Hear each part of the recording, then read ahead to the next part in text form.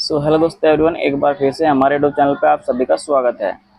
तो प्यारे बच्चों, आज हम पढ़ने जा रहे हैं एक ऐसी घटना जिसने पूरे भारत को हिला कर रख दिया था। ठीक है, उस घटना का नाम है जलियांवाला बाग हत्याकांड। ठीक है, ये एक ऐसी घटना थी जिसमें बिना वजह लोगों को मारा गया अंग्रेजों के द्वारा। ठीक है, और इसके मेन कारण जो जो रहेंगे हम आपको बताएंगे। और इस घटना में जितने भी लोग शामिल थे उनको बिना बात के ही, बिना वजह ही, बिना है किसी तरीके से निहत्थे लोगों पर गोली चलाई गई अंग्रेजों के द्वारा। तो इस घटना के बारे में हम आपको बताने जा रहे हैं। इस घटना का नाम याद रखेंगे आप, जलियांवाला बाग हत्याकांड। ठीक है, बहुत ही बेकार घटना ये रही है। और इस घटना में निहत्थे लोगों पर गोलियां चलाई गई और बिना वजह मार दिए गए अंग्रेजों के द्वारा। ठीक है, तो आइए शुरू करते हैं। इस घटना की असली कहानी क्या रही है देखते हैं। सबसे पहले मैं आपको बता दूं ये घटना का मेन कारण क्या रहा था। यहाँ पर आप इस घटना का नाम पढ़ेंगे, घटना का नाम है जलियांवाला बाग हत्याकांड। जलियांवाला बाग हत्याकांड असली कहानी 13 अप्रैल 1919। यह घटना थी 13 अप्रैल 1919 को निहत्थे भारतीयों पर गोलियां चलाई गई। ठीक है, और भारतीय इस इतिहास में इस दिन को 13 अप्रैल वाले दिन को काला दिन कहा जाता है। ठीक है, क्यों कहा जाता है? मेन कहानी ये थी कि 1919 में अंग्रेज एक एक्ट लाए थे, एक कानून पास करा था जिसे कहा जाता है काला कानून। ठीक है, एक ऐसा कानून था जिसे क्या करा जाता था, बिना वकील के, बिना दलील के, शक के आधार पर किसी भी भारतीय को जेल में डाल दिया जाता था। तो इस कानून के विरोध में, इसका विरोध चल रहा था जगह जगह पर। ठीक है, तो इस कानून के विरोध में जब महात्मा गांधी ने आंदोलन शुरू किया, आंदोलन शुरू करने के बाद क्या हुआ, जो महात्मा गांधी ने आंदोलन शुरू करा था तो महात्मा गांधी को गिरफ्तार कर लिया गया था। उसके बाद क्या हुआ, जब महात्मा गांधी को गिरफ्तार कर लिया और जो पंजाब के बड़े नेता थे, यानी कि जहां पर आंदोलन का नेतृत्व करने वाले लोग थे, उन सभी को गिरफ्तार करा जा रहा था। ठीक है, जो पंजाब के दो नेता थे उनका नाम है, एक का नाम था डॉक्टर सत्यपाल, एक का नाम किचलू। दोनों को क्या करा था, पंजाब के नेताओं को गिरफ्तार कर लिया गया था। तो जब उन्हें गिरफ्तार कर लिया, गिरफ्तार करने पर क्या हुआ, गिरफ्तार करने के बाद वहां पर क्या हुआ, जलियांवाले बाग में एक शांतिपूर्ण तरीके से मीटिंग की जा रही थी। ठीक है, उसके बाद की यह घटना घटी है जिसमें अंग्रेजों ने लोगों को ऊपर बिना बात के गोली चला दी। ठीक है, तो आइए पढ़ते हैं, देखते हैं पूरा कारण क्या रहा है। पृष्ठभूमि जानते हैं यहाँ से।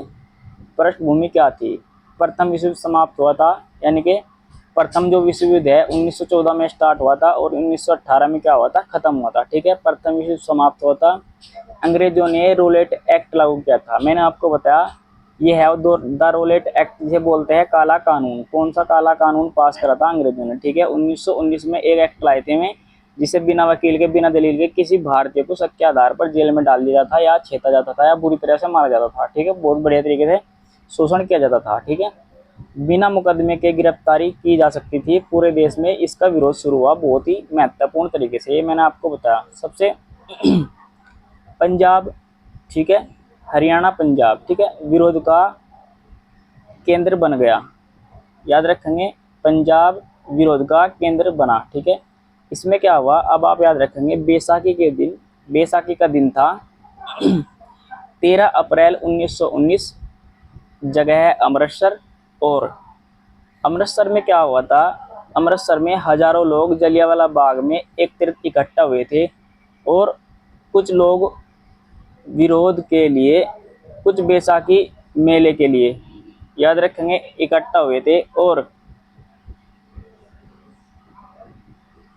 किसी को अंदाजा नहीं था कि क्या होने वाला है, सिर्फ शांतिपूर्ण तरीके से इकट्ठा हुए थे और अपनी मीटिंग कर रहे थे। लेकिन उसके बाद हुआ क्या, यहाँ पर जनरल डायर आते हैं, ये आप देख सकते हैं, ये वाले जो है, ये वाले बहुत ही मेंटल प्रकार के आदमी थे, जैसे एक बेकार टाइप के आदमी कहा जाता था, अत्याचारी, तानाशाही ये लोग थे। जनरल डायर का आगमन हुआ, यानी कि वहाँ पर जनरल डायर पहुँचे और उन्हें पहुँचने के बाद ब्रिगेडियर जनरल रेजिनोल्ड डायर इन्हें कहा जाता था, और सैनिकों के साथ जलियांवाला बाग में पहुंचे और उस बाग में बात करेंगे। जो ये बाग है, इस बाग में गेट भी एक ही जगह था, यानी कि रास्ता एक ही था पूरे बाग में। अब आप यहाँ पर देख सकते हैं निकास मार्ग बंद कर दिए गए, ठीक है। बिना चेतावनी के गोली चलाने का आदेश दे दिया गया, ठीक है। आप याद रखेंगे उन्होंने क्या करा, में आए और बाग में घुसे।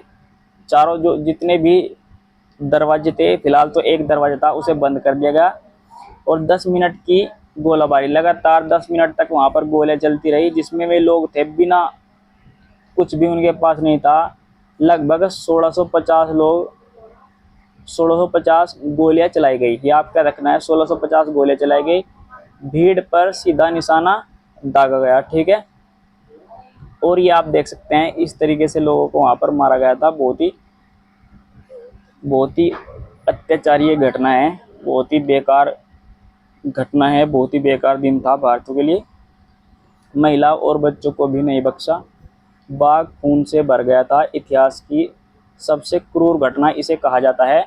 और यहाँ पर आप ये देखेंगे, ये जो कुआं था ना, कुआं पूरा लाशों से भर गया था। इस तरीके से अंग्रेजों ने बिना किसी गलती के, बिना किसी उसके गोलियां चलाना शुरू कर दिया गया था, ठीक है। तो ये थी वो घटना हमारी, जो बहुत ही बेकार निर्दयनीय घटना थी। कितने लोग मारे गए थे। अब हुआ क्या, ये जो जलियांवाला बाग है, कितने लोग मारे गए थे। ब्रिटिश सरकार का दावा था कि 379 लोग ही मारे गए, लेकिन ये दावा क्या था, गलत था। लगभग 1000 प्लस लोग वहां पर मारे गए थे। 1600 तो गोलियां चली थी, तो लगभग 1000 प्लस लोग वहां पर मारे गए थे और हजारों लोग वहां पर क्या हुए थे, घायल हुए थे। ये आप जो कुआं देख रहे हैं, ये पूरा लाशों से भर गया था। इस कुएं में पूरे लाश ही लाश पड़ी थी। तो जो अंग्रेजी सरकार था, उनका दावा था 379 लोग मारे गए केवल, लेकिन जो भारतीय लोग थे उनका दावा था कि 1000 प्लस लोग मारे गए हैं और 1000 से अधिक लोग ही वहां पर मारे गए थे। कई लोग कुएं में कूद गए और उनकी मृत्यु हो गई, ठीक है। और सही संख्या को लेकर विवाद चला, अंग्रेजों के खिलाफ प्रोटेस्ट, नारेबाजी हुई, ठीक है। तो ये घटना बड़ी ही क्रूरता थी इस घटना में, ठीक है। अब यहाँ पर देखते हैं उस समय क्या हुआ, भारत की प्रतिक्रिया क्या रही उस समय। पूरे देश में आक्रोश फैल गया और अत्याचार के समान से अच्छा अत्याचार के सम्मान से अच्छा है स्वाभिमान के साथ जीना, ठीक है। महात्मा गांधी ने ये बात कही थी, सॉरी ये कही थी रविंद्रनाथ टैगोर ने, ठीक है। इन्होंने, रविंद्रनाथ टैगोर ने नाइटहुड की उपाधि उस समय लौटा दी थी जो अंग्रेजों ने इन्हें दी थी, ठीक है। और गांधी जी ने आंदोलन तेज कर दिए गए, ब्रिटिश शासन की क्रूरता उजागर हुई, स्वतंत्रता आंदोलन की नई शुरुआत, नई दिशा मिली, ठीक है। आप याद रखेंगे इस समय रविंद्रनाथ टैगोर ने क्या करता, नाइटहुड की उपाधि त्याग दी थी और महात्मा गांधी ने कहा था अत्याचार के सम्मान से अच्छा है स्वाभिमान के साथ जीना, ठीक है। महात्मा गांधी ने ये बात कही थी, ये आपको याद रखना है, बहुत ही इंपॉर्टेंट है। अब यहाँ पर आप देख सकते हैं कुछ और पॉइंट। जलियांवाला बाग का प्रभाव, भारतीय राष्ट्र मजबूत हुआ, ब्रिटिश शासन पर भरोसा टूटा, यानी कि ब्रिटिश शासन पर कोई भरोसा अब नहीं करेगा। इसके बाद जब ये घटना हुई थी, ऐसा हुआ था, बहुत ही बेकार ये घटना थी। असहयोग आंदोलन की नींव पड़ी, स्वतंत्रता संग्राम नई गति मिली। असहयोग आंदोलन क्या पड़ी, नींव पड़ी, ठीक है। ये आपको याद रखना है, सबसे मेन पॉइंट रहेगा यहाँ पर। ये मैं आपको बता दूं, जलियांवाला बाग केवल एक हत्याकांड नहीं था, यह भारतीय स्वतंत्रता संग्राम का निर्णायक मोड़ था, ठीक है। ऐसे ही 1857 का जो विद्रोह हुआ था, उसे भी आप यही मान सकते हैं, क्योंकि वो भी एक बहुत ही महत्वपूर्ण तरीके से जब हुआ था तो उसने भारत को एक नई दिशा दी थी, ठीक है। ये भी आप याद रखेंगे। स्थान अमृतसर, तिथि 13 अप्रैल 1919। रेजिनाल्ड डायर, जनरल डायर, संबंधी रोलेट एक्ट, जो काला कानून था उससे संबंधित था, ठीक है। और यहाँ पर आप देख सकते हैं जलियांवाला बाग हत्याकांड संदर्भ में निम्नलिखित कथन कौन कौन से है जो पूछे जाएंगे, ये आपको बताना है। यह घटना रोलेट एक्ट के विरोध से जुड़ी थी, ठीक है। इस घटना के समय भारत के वायसराय लॉर्ड कर्जन थे। कौन थे, लॉर्ड कर्जन थे, ये आपको याद रखना है। रविंद्रनाथ टैगोर ने इसके विरोध में नाइटहुड की उपाधि क्या करता, वापस लौटा दी थी। ये आपको याद रखना है, ठीक है। यह घटना मानवता पर एक कलंक है। मैं इस उपाधि को धारण किए रहने योग्य नहीं समझता। ये बात कही थी रविंद्रनाथ टैगोर ने, ठीक है। नाइटहुड की उपाधि लौटा दी थी। तो दोस्तों ये प्रश्न का आप जवाब दे सकते हैं कमेंट में। ये हमारा प्रश्न है, प्रश्न ये है, और इसका जवाब आप कमेंट में दे सकते हैं।